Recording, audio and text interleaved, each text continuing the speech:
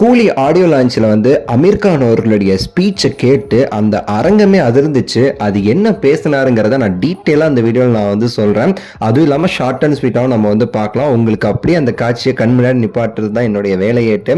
So வந்து நம்ம அமீர் கான் அவர்கள் மேடையில் ஏறும்போதே ஒரு மிகப்பெரிய ஒரு கரகோஷம் கிடைச்சிச்சு.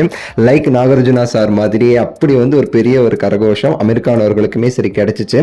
அமீர் கான் அவர்கள் இந்த மேடையில் பேசுறதுக்கு முன்னாடி நிறைய இடங்கள்ல வந்து சொல்லியிருக்கிறாரு. ஒரே ஒரு ரீசன் இந்த படம் பண்ணதுக்கு காரணம் ரஜினி சார் தான். அது லோகேஷ் அவர்கள் கூட ஒரு இன்டர்வியூல வந்து அமீர் கான் கிட்ட நான் கதை சொல்ல போனேன். அவர் என்கிட்ட கதை கேட்கறதுக்கு முன்னாடியே சொன்ன ஒரே விஷயம் என்ன அப்படின்னா, I am doing this film for Rajini sir only அப்படின்னு சொல்லிட்டு தான் அதுக்கடுத்த கதையே வந்து கேட்டாரு அப்படிங்கிறத சொன்னார். அதுக்கேற்ற மாதிரி இப்பவுமே சரி அமீர் கான் அவர்கள் சொன்னது என்ன அப்படின்னா, I choose to do this film, இந்த படத்தை நான் பண்றதுக்கு நான் தீர்மானிச்சதுக்கு காரணம் ரஜினிகாந்த் சார் மட்டும்தான்.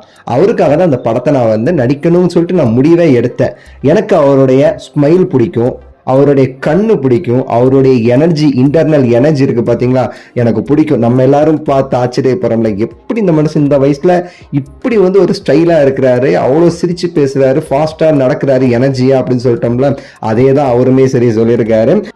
இந்த படத்துல வந்து நான் வந்து நடிக்கும் போது பாத்தீங்கன்னா பணத்துக்காக நான் நடிக்கல, டேட்டுக்காக நடிக்கல. அதாவது அவர் என்ன சொல்றாருன்னா, இந்த படத்துல நான் கமிட் ஆகும்போது டேட் இருக்குமா இருக்காதா அப்படின்னு சொல்லிட்டு நான் கவலைப்படல.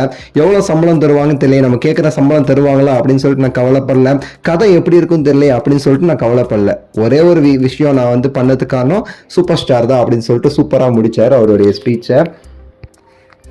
ஸோ இந்த கூலியோடைய இந்த ட்ரெய்லர் ரிலீஸ் ஆனதுக்கு அப்புறமா எங்கேயோ போயிடுச்சு. இவங்க ஸ்பீச் எல்லாம் ஒரு பக்கம் போகுது, தலைவர் ஸ்பீச் ஒரு பக்கம். இந்த ட்ரெய்லர் பார்த்தீங்க, என்ன ஒரு ட்ரெய்லர், அதை நீங்கள் பார்த்துருப்பீங்க. அப்படி வந்து படத்துடைய ஹைப்பை வந்து எங்கேயோ எடுத்துகிட்டு போயிடுச்சு அப்படின்னு நம்ம வந்து சொல்லலாம். ஆடியோ லான்ச் வந்து களை கட்டிடுச்சு அப்படியேட்டு. ஒவ்வொருத்தவங்களுடைய ஸ்பீச்சுக்கும் தலைவருடைய இதுக்கும் தலைவர் ரியாக்ஷனுக்கும் அப்படி வந்து அதிருது ஸ்பீச்சை கேட்கும் போதெல்லான்ட்டு.